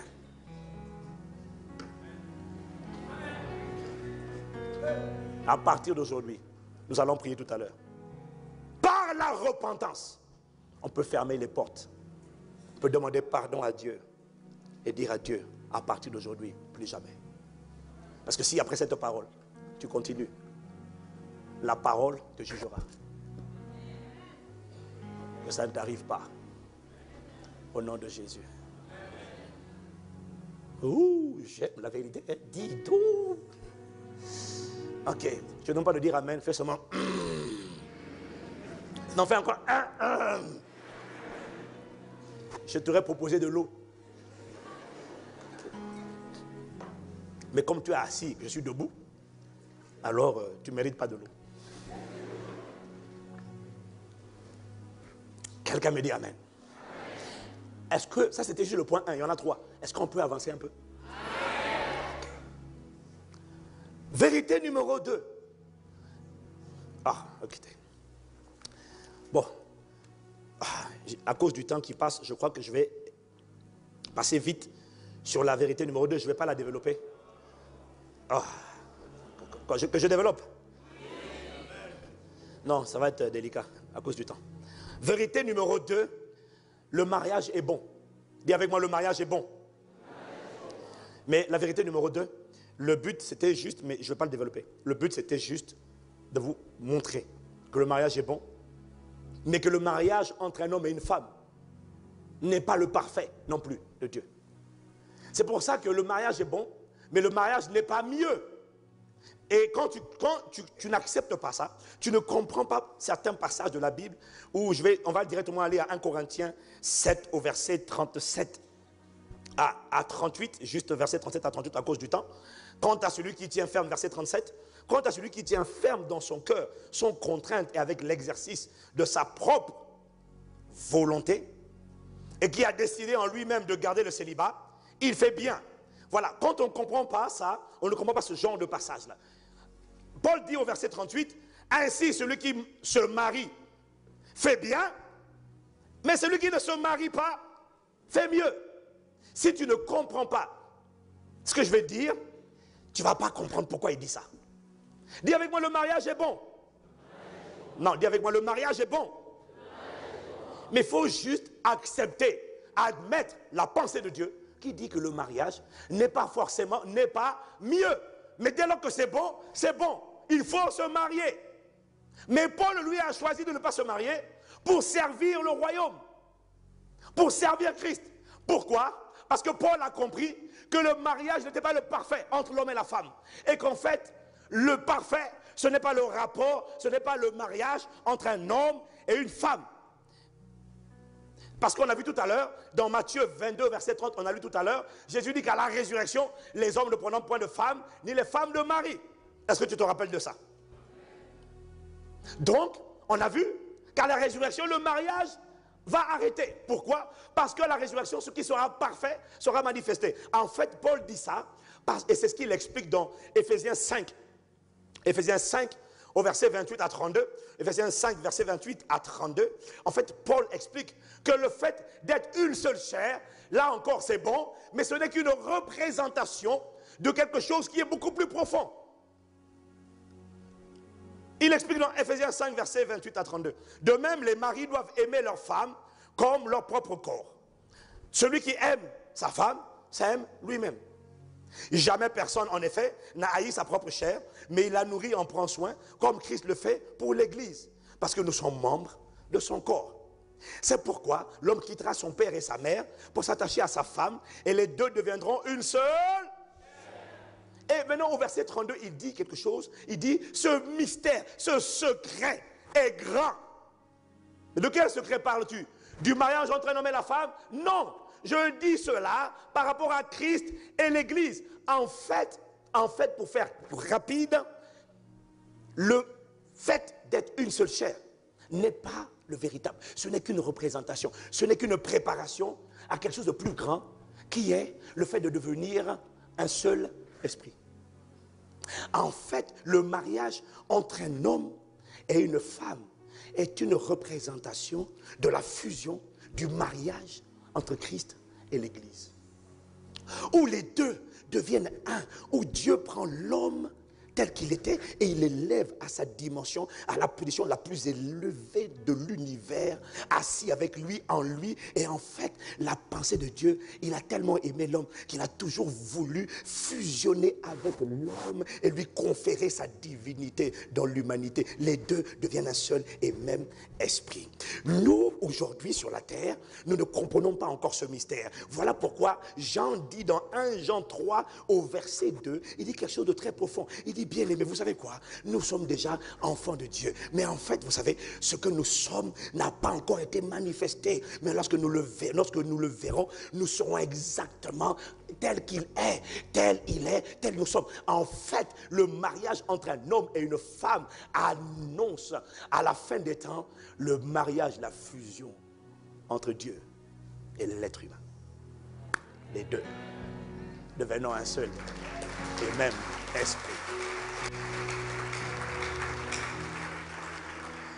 Je ne suis pas en train de dire, s'il te plaît, pas de mouvement comme ça. Là, pas de mouvement comme ça. Je ne suis pas en train de dire de ne pas se marier. Dis Amen. Non, dis Amen. Amen. Je suis en train de dire qu'en réalité, celui qui est né de nouveau et qui est rempli du Saint-Esprit est déjà en train d'expérimenter le véritable mariage. Quelqu'un me dit Amen. Oh, quelqu'un me dit Amen. Est-ce que tu me suis? Je ne dis pas ça pour ne pas se marier. Je suis content d'être marié.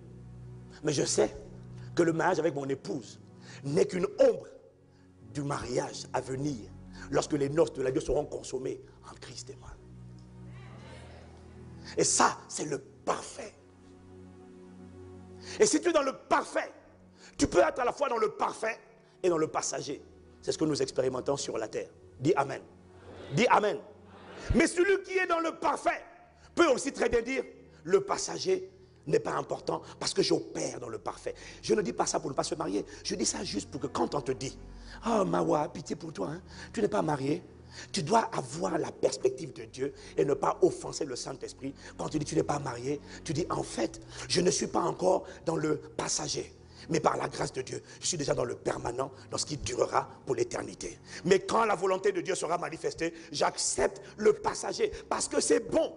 Mais je refuse d'être frustré parce que si je n'ai pas le passager, je bénis Dieu de ce que j'ai la grâce d'avoir le permanent.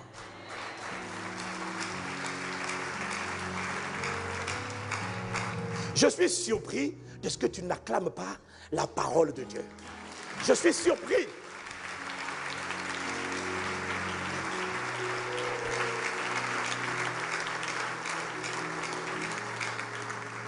Quelqu'un me dit Amen.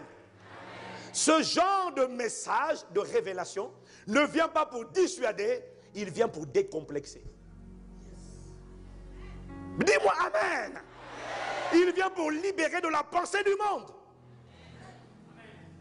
Il vient pour décomplexer, pour que tu marches la tête haute. Pourquoi? Quand tu es en Christ et tu es un avec lui, tu es dans le permanent. Je ne refuse pas le passager. Mais ne me dis pas que je suis un échec. Quand je suis déjà, en restant, en demeurant en lui, je suis en train de réussir le véritable. C'est ça qui durera pour l'éternité. Je ne rejette pas le mariage, mais je refuse que tu me rendes complexé avec la pensée du monde. Parce que je ne suis pas de ce monde. Je suis d'en haut et je pense comme les gens d'en haut. Et quand Dieu dit réjouis-toi, réjouis-toi. Parce que quand tu es un avec lui, réjouis-toi. Il ne t'a pas destiné à la colère, mais à hériter du salut. Dis-moi Amen. Encore Amen, Amen, Amen. Si tu dis un bon Amen, je continue. Voilà. Je dis ça parce que je sens qu'il y a une lutte. Je sens que ton âme dit, ah vraiment, cette parole est profonde. Qui peut donc l'écouter? Tu peux l'écouter. Dis Amen. Après tout, Dieu n'est pas contre ton mariage. Dieu envoie la parole pour te décomplexer. Pas pour te faire renoncer au mariage. Mais pour qu'à partir d'aujourd'hui, tu ne laisses plus quelqu'un te parler avec pitié. Comme si tu étais digne de pitié. Non, je ne suis pas digne de pitié. La gloire de Dieu est mon partage. J'opère dans le permanent, ce qui sera manifesté dans l'éternité. Oui, maman, merci d'acclamer. Acclame, acclame, acclame, acclame.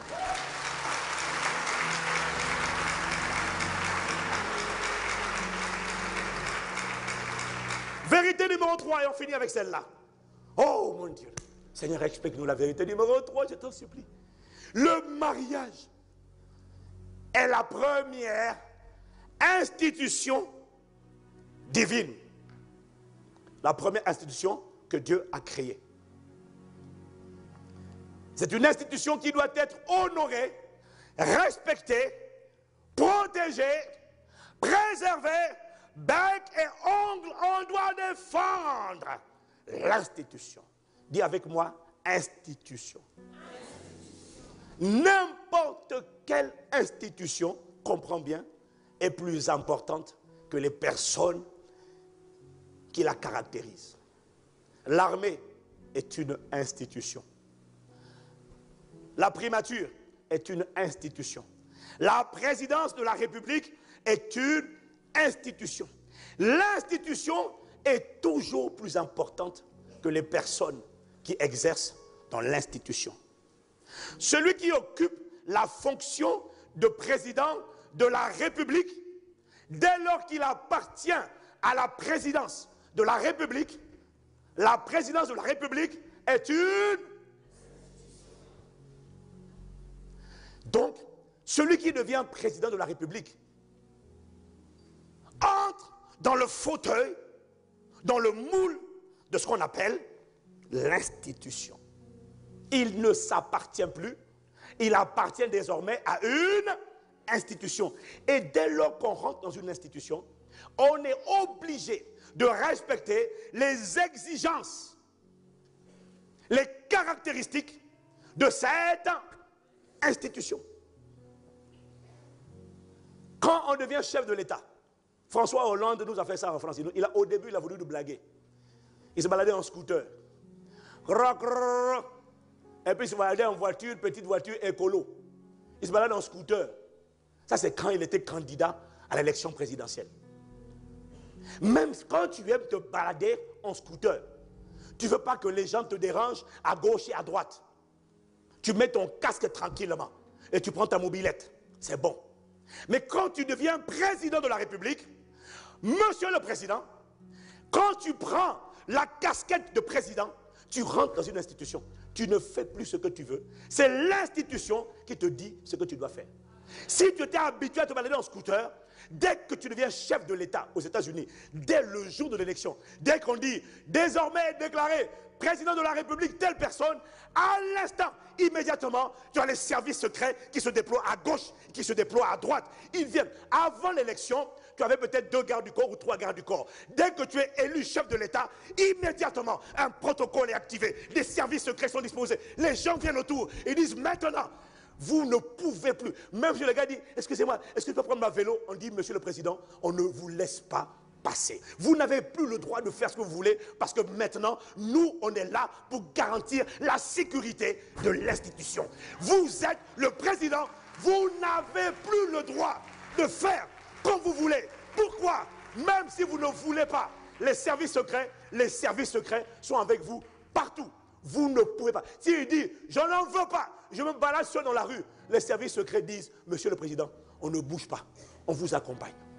Quand tu as accepté l'institution, tu acceptes les exigences liées à l'institution.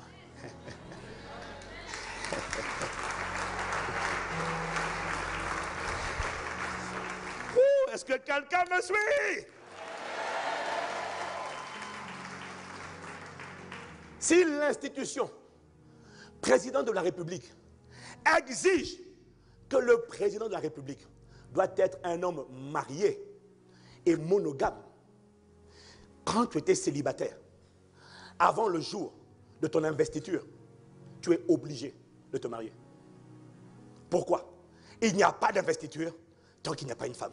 Parce que l'institution dit que aux États-Unis, c'est comme ça. Le chef de l'État doit être marié. Si le gars était célibataire, on va lui dire, avant l'investiture, tu as 60 jours pour trouver, on espère que tu as préparé le terrain avant.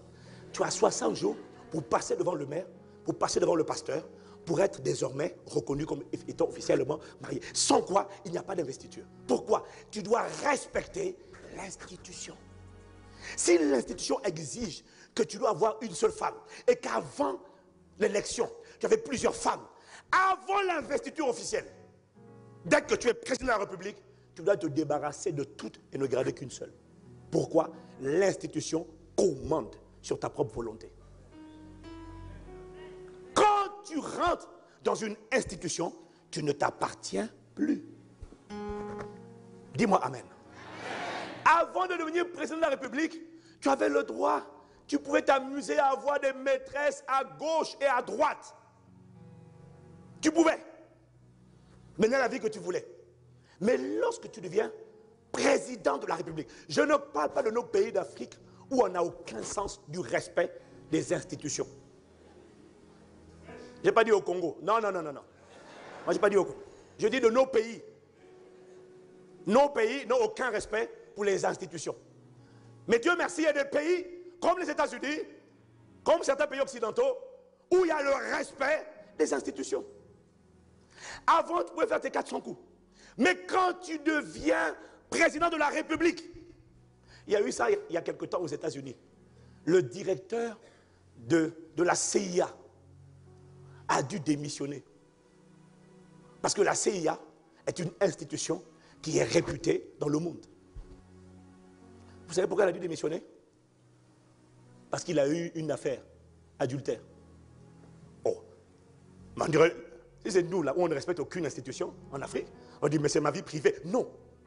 En commettant l'adultère, il a souillé et il a discrédité l'institution. Dès que tu te mets dans le fauteuil de président de la République ou de directeur de la CIA, les services secrets, on exige pour celui qui prend ce poste une attitude irréprochable.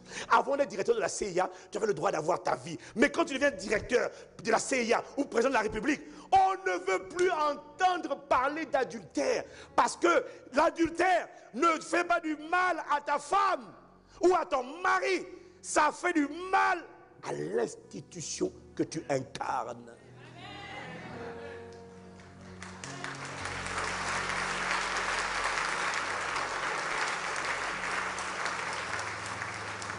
Dis-moi Amen. Amen. Avant que ton conjoint ne soit sali, c'est l'institution qui est salie. On n'a pas... Voilà pourquoi on exige dans ce genre de cas la démission. Vous avez entendu parler de l'affaire Bill Clinton et Monica Lewinsky? On a failli le destituer, pas parce qu'il a failli dans son travail, juste parce qu'il a discrédité l'institution à travers l'adultère. Et en discréditant, en commettant l'adultère, ce n'est pas d'abord sa femme, c'est l'institution. Il a permis au monde entier, aux pays terroristes, il a permis au monde entier de se moquer de l'Amérique. Parce que quand tu deviens une institution, tu ne t'appartiens plus. Ce que tu fais, l'institution le fait. Ce que tu dis, ce n'est pas toi qui le dis, c'est l'institution qui le dit. Quand on est chef de l'État, on ne plaisante plus avec ses paroles. Tu te moques d'un pays, on va dire, le Congo s'est moqué de tel pays. Parce que le chef de l'État s'est moqué de tel pays. Et ça crée un incident diplomatique. Pourquoi? Parce que quand tu rentres dans une institution, tu ne t'appartiens plus. L'institution est plus grande que toi. Dis-moi Amen.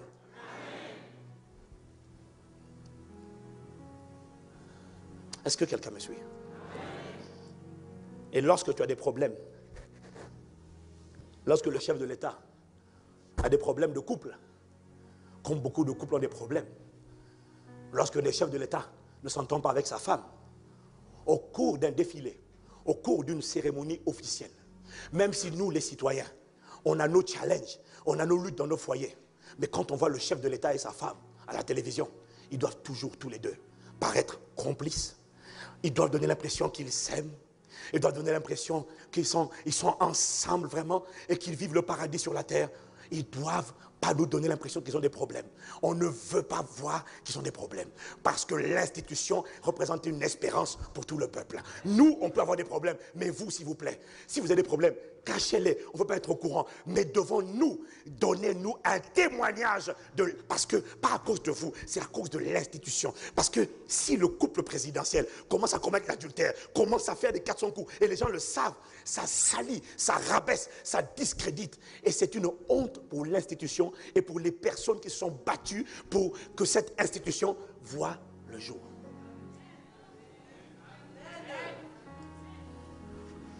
Quelqu'un me dit Amen.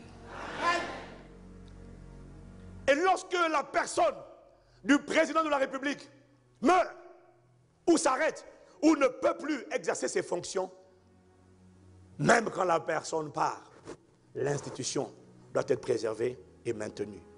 C'est pour ça qu'on remplace le chef de l'État par une autre personne qui vient rentrer dans le moule de l'institution. C'est tout ça me permet juste de vous démontrer que l'institution est plus importante que la personne.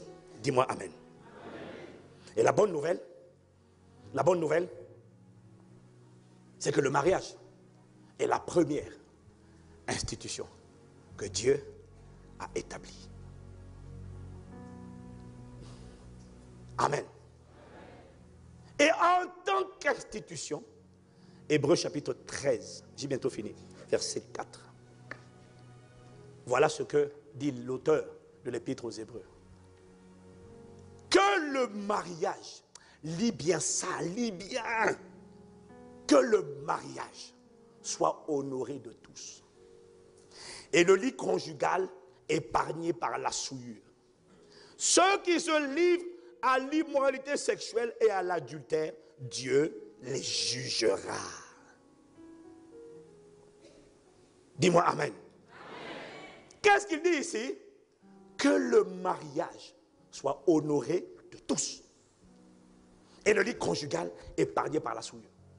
Il n'a pas dit que les mariés soient honorés. Non! Les mariés ne sont pas notre problème. Les mariés ne sont pas notre préoccupation. La préoccupation de Dieu, c'est le mariage. C'est son institution. Quiconque se marie rentre dans le moule, dans le vase de cette institution appelée le mariage, doit honorer cette institution appelée le mariage. Il ne dit pas que les mariés sont à honorer parce que le but, ce n'est pas d'honorer les mariés. Le but, c'est d'honorer l'institution appelée le mariage. L'institution est plus importante que toi, monsieur, que toi, madame.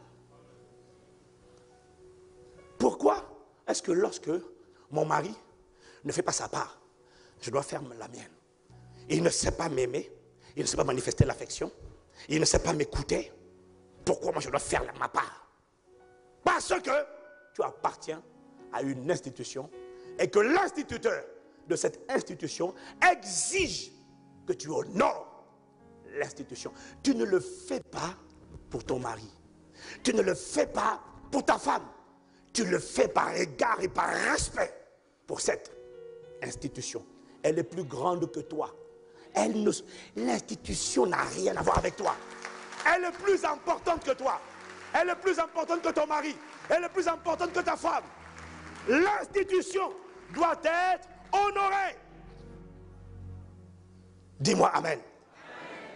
Et il dit, ceux qui se livrent à l'immoralité sexuelle, à l'adultère, ceux qui ne respectent pas l'institution, ceux qui ne respectent pas l'institution dans laquelle ils ont voulu rentrer. Voilà pourquoi avant de rentrer dedans, il faut bien comprendre dans quoi tu mets les pieds. Exactement comme un chef d'État, avant de vouloir être chef d'État, doit comprendre de quoi il met les pieds. Parce que quand tu mets les pieds dedans, ne dis plus moi, mon, mais. Non, monsieur, madame, maintenant, vous ne vous appartenez plus. Vous appartenez à une institution qu'on appelle le mariage. C'est plus grand que vous. Si vous ne comprenez pas, ne rentrez pas dedans. Si vous êtes rentré dedans, ajustez-vous, mettez-vous au garde à vous, non devant ta femme, non devant ton mari, mais devant l'institution. Parce que honorer une institution, c'est honorer ceux qui se sont battus pour que cette institution voie le jour. Honorer l'institution du mariage, c'est honorer celui qui a établi l'institution, c'est-à-dire Dieu.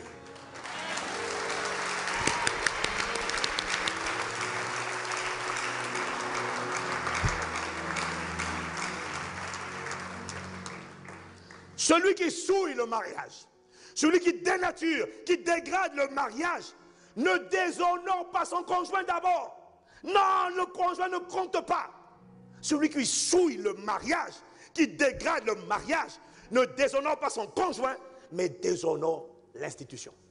Celui qui déshonore l'institution, déshonore Dieu qui est établi. Et Dieu dit, je jugerai ceux qui déshonorent mon institution. Voilà pourquoi quand tu rentres dans le mariage, tu dois faire attention. Tu peux prier, Seigneur, mon mari, il est bizarre, ma femme, là, elle est bizarre. Si c'est comme ça, moi, je ne fais rien. Seigneur, agis contre elle, parle à son cœur. Dieu dit, espèce d'insensé. Est-ce que tu sais que quand tu ne fais pas ta part, et qu'elle ne fait pas sa part, tu ne fais pas ta part, et tu attends que l'autre fasse sa part? Est-ce que vous ne savez pas que tous les deux, c'est à moi que vous manquez de respect? Vous me dites, Seigneur agis, Seigneur étends ta main, j'envoie le feu. Comment peux-tu dire j'envoie le feu de Dieu alors que tu n'honores pas le Dieu? Parce que honorer Dieu, c'est honorer l'institution qu'il a établie. Avant de te marier, réfléchis. Comme tu es marié, réfléchis. Change ton attitude. Mets-toi au garde à vous, non devant ton conjoint, mais devant l'institution. C'est à cause de ça que quand il y a un problème dans le foyer, au début tu boudes, elle boude, tu boudes, elle boude. Mais à un moment donné, tu as intérêt, par respect pour l'institution. Parce que l'institution ne supporte pas d'être méprisée. Alors, pour être en paix, par égard pour l'institution, tu vas demander... Excuse-moi, il faut qu'on parle, il faut qu'on règle ça. On ne peut pas continuer de s'entre-déchirer. Parce que tu vois, c'est comme l'armée. L'armée est une institution. On ne peut pas continuer de se faire la guerre entre nous alors qu'il y a un ennemi en face qui nous fait la guerre. il faut qu'on arrête de se faire la guerre, il faut qu'on se parle, il faut qu'on soit en paix, parce que quelqu'un est en train d'attaquer notre foyer. Par égard, et il faut se mettre ensemble pour défendre l'institution, parce qu'il y a quelqu'un qui est en train d'attaquer l'institution. Satan n'est pas en train d'attaquer ta vie, ou ton mari, ou ta femme. Satan est en train d'attaquer une institution, parce qu'il sait que c'est Dieu qui l'a établi. Et il sait que si tu déshonores l'institution de Dieu, tu déshonores Dieu. Si tu déshonores Dieu, tu attireras un jugement à toi. Voilà comment on peut attirer des malédictions bêtement. Alors qu'on est né de nouveau, alors qu'on prie. Mais on a des comportements de gamins qui n'auraient jamais dû prendre cette fonction dans cette institution. Ce n'est pas pour les gamins, ce n'est pas pour les personnes qui brûlent, ce n'est pas pour les personnes qui ont envie de se marier, ce n'est pas pour les personnes qui ont envie de se venger, c'est pour les personnes matures, responsables, qui savent que rentrant dedans, on va honorer l'institution appelée mariage. Incline la tête avec moi. Waouh.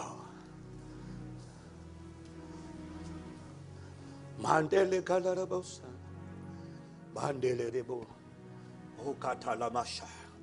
Je vais t'inviter à incliner la tête. Une personne doit demander pardon à Dieu. Tu es célibataire. Tu ne connaissais pas ce niveau d'exigence.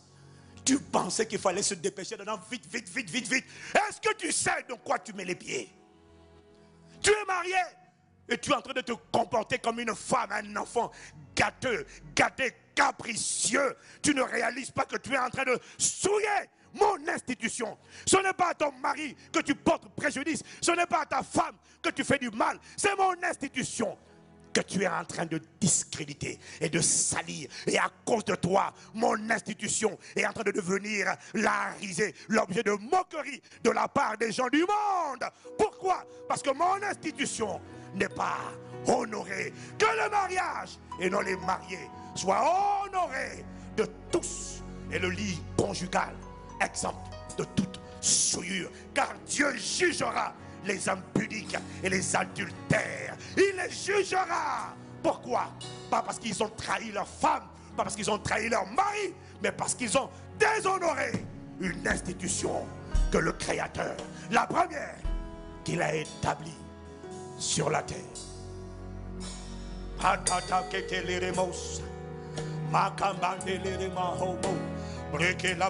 Reprends-toi, humilie-toi, ne regarde ni à gauche ni à droite. Ne regarde pas ton mari, ne regarde pas ta femme, ne regarde personne d'autre.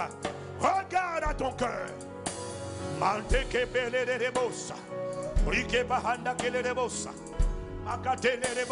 Humilie-toi, élève la voix doucement. Doucement, élève la voix.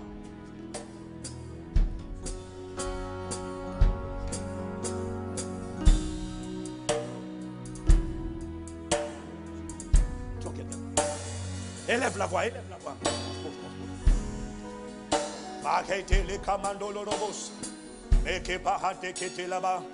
Humilie-toi devant Dieu. Humilie-toi devant Dieu.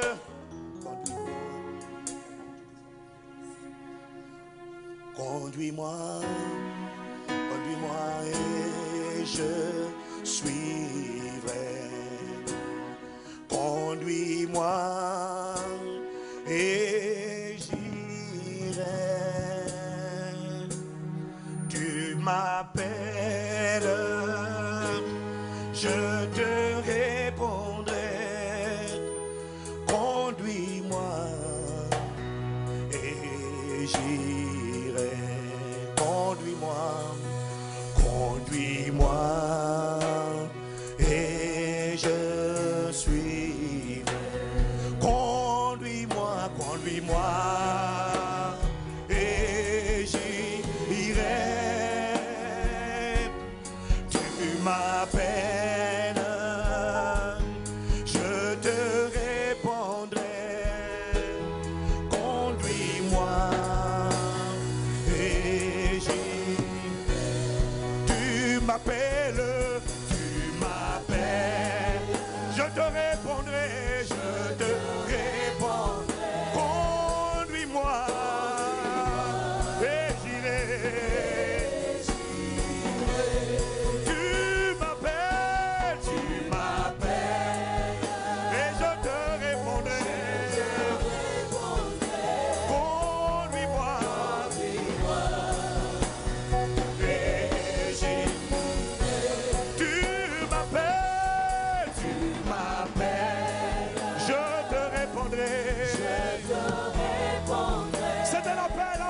à la parole. C'est un appel pour ceux qui veulent obéir et respecter l'institution. Tu m'appelles. J'entends le son de ta voix. Je me mets au garde à vous devant la parole, devant l'institution du mariage. Tu m'appelles. J'entends le son de ta voix et je dis me voici, me voici. Tu m'appelles. Je dis Seigneur, je suis prêt à obéir. Marié ou pas marié, je veux honorer Dieu. Et honorer Dieu, c'est honorer le mariage. Tu m'appelles. Je me tiens au garde à vous. Je change ma manière de penser. Je change. Révérence. Que le mariage soit honoré de tous. La souillure bannie. Au garde à vous. Devant l'institution. Devant l'institution. Elle n'est pas pour les enfants. Elle n'est pas pour les immatures. Elle est pour les gens matures qui ont prêté allégeance à l'institution. À l'institution. Tu m'appelles. Tu m'appelles.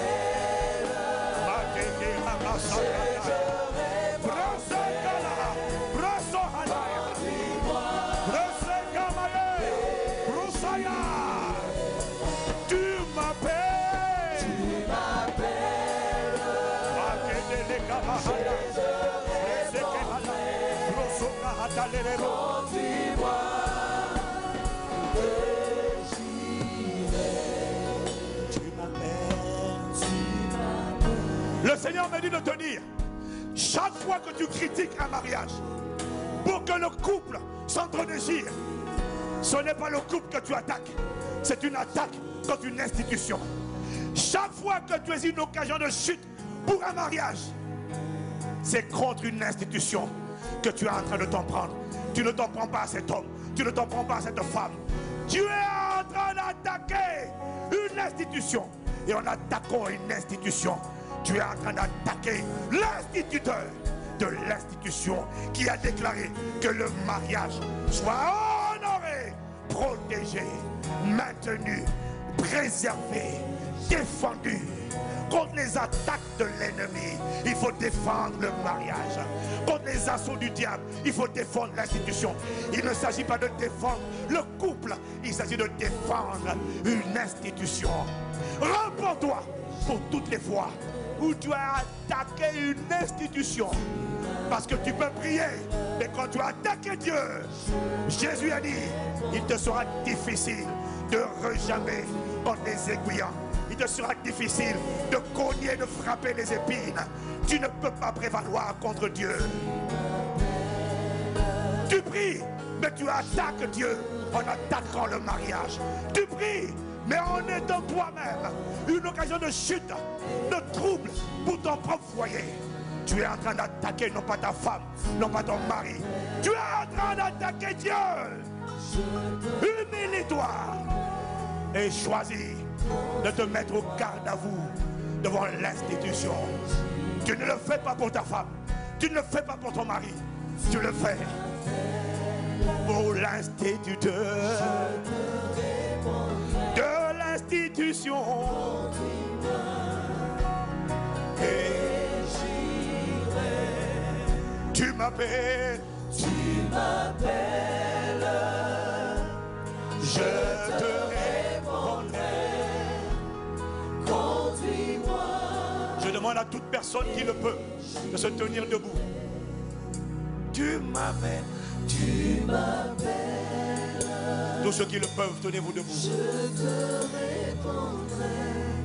Vous allez lever les mains. Levez les mains.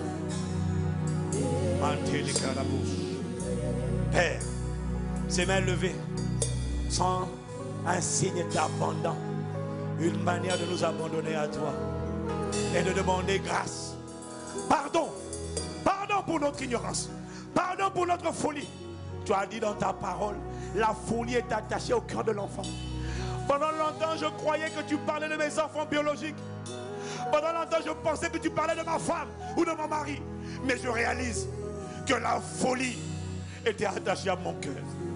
Pardon pour mon ignorance, pour notre ignorance, pour nos égarements, pour nos défaillances, pour nos médiocrités, pour nos souillures, pour nos saletés, pour avoir déshonoré le mariage pour ceux qui sont mariés et pour avoir déshonoré le mariage pour ceux qui ont attaqué les mariages des autres. Pardon pour la folie. Pardon pour ceux qui ont eu plusieurs mariages avec plusieurs partenaires.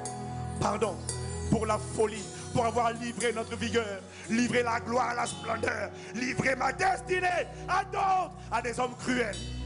Pardon pour avoir été un canal de malédiction, un canal de commerce, moi femme. Pardon pour avoir livré mon corps au premier venu, ne sachant pas la guerre spirituelle qui avait lieu. Pardon pour tant de folie, tant d'ignorance, tant d'immaturité. Pardon.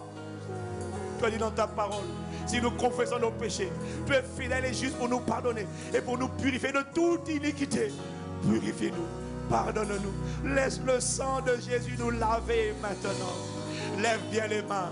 Je déclare et je décrète par ta grâce que là où les péchés avaient abondé, que ta grâce surabonde.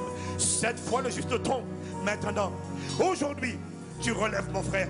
Aujourd'hui, tu relèves ma soeur. Aujourd'hui, l'esprit de folie, de démence qui me poussait à agir comme un gamin, comme un fou, quitte ta vie maintenant au nom de Jésus. Lève les mains.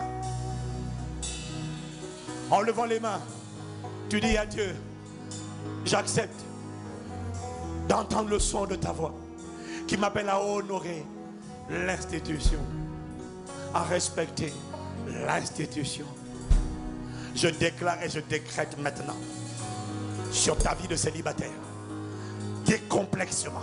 Je déclare que tu es décomplexé. Je déclare que la culpabilité, la honte, l'embarras quitte ta vie au nom de Jésus. La joie de Dieu et la paix et la foi te remplissent. Maintenant, le Saint-Esprit ne sera plus attristé dans ta vie. Je déclare un nouveau départ, un nouveau jour. Sur tous les mariages ici représentés, tous les mariages au son de ma voix, là où Satan utilisait l'homme, la femme pour démolir. Il ne voulait pas démolir l'homme ou la femme, il voulait démolir une institution. On n'attaque pas une institution parce que l'institution représente le pays et l'institution du mariage représente le royaume de Dieu sur la terre. À partir d'aujourd'hui, je déclare sur ta vie, sur ton foyer, sur ton couple, un nouveau jour. Si tu n'étais pas marié, à partir d'aujourd'hui, tu arrêtes la profanation du temple. Tu régularises ta situation vite devant Dieu. Sinon tu laisses cette femme, tu laisses cet homme. À partir d'aujourd'hui, le temple du Saint-Esprit ne sera plus profané. À partir d'aujourd'hui, Satan ne se réjouira plus au sujet de ton mariage.